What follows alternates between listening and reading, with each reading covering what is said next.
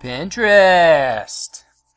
Pinterest's share of overall visits increased 66% last year, which was the most of any social media network, and it now drives more traffic to publishers than Twitter, LinkedIn, Reddit, and Google Plus combined.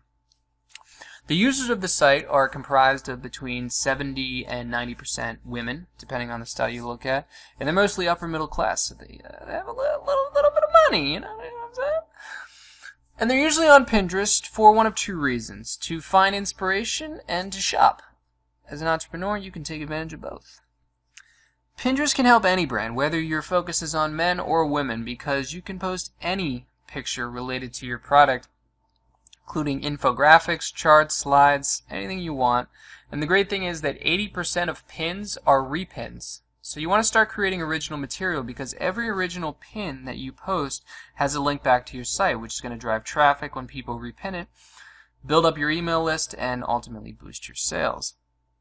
Basically, when most people log on to Pinterest, they take a look at their news feed and then they repin stuff. They don't really create their own material. So you have a really big opportunity here to promote your brand.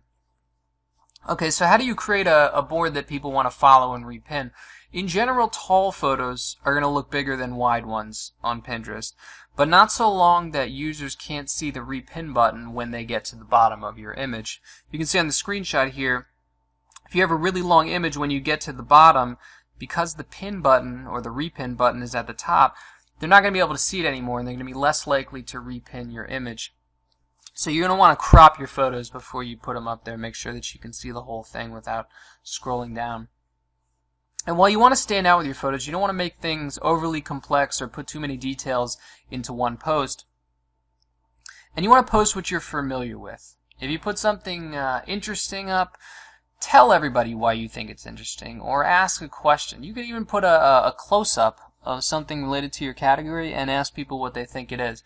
You can turn it into a contest. Really, you just want to generate conversation. It's going to lead to more followers and more people repinning your posts.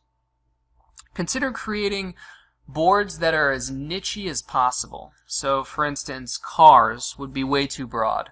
But if you focused on Lamborghinis or Ferraris, you'd have a much more dedicated fan base, and you'd probably get a lot more repins and more exposure.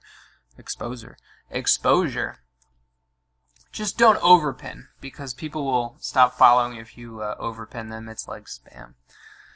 There's also things called group boards, and these are sometimes referred to as community or shared boards, and these are boards where multiple people can contribute. This is a great way to meet other people who pin similar material. It increases your exposure, and it allows you to engage with people who could ultimately become customers.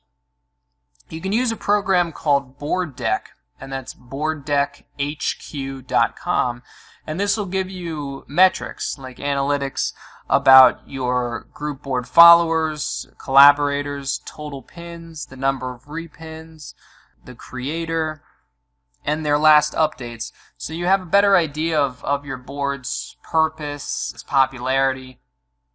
Really, to join a group board, you just have to reach out to the creator and ask them. In terms of getting followers, according to a study by the University of Minnesota, the top 3 factors in having a large number of followers are the number of people that you follow. Okay, so I follow you, you follow me kind of thing. The number of original pins that you create, and we talked about that, and the number of boards you've created. Okay, so those 3 things: the number of people you follow, the number of original pins that you create, and the number of boards you've created, all lead to more followers and more business for you.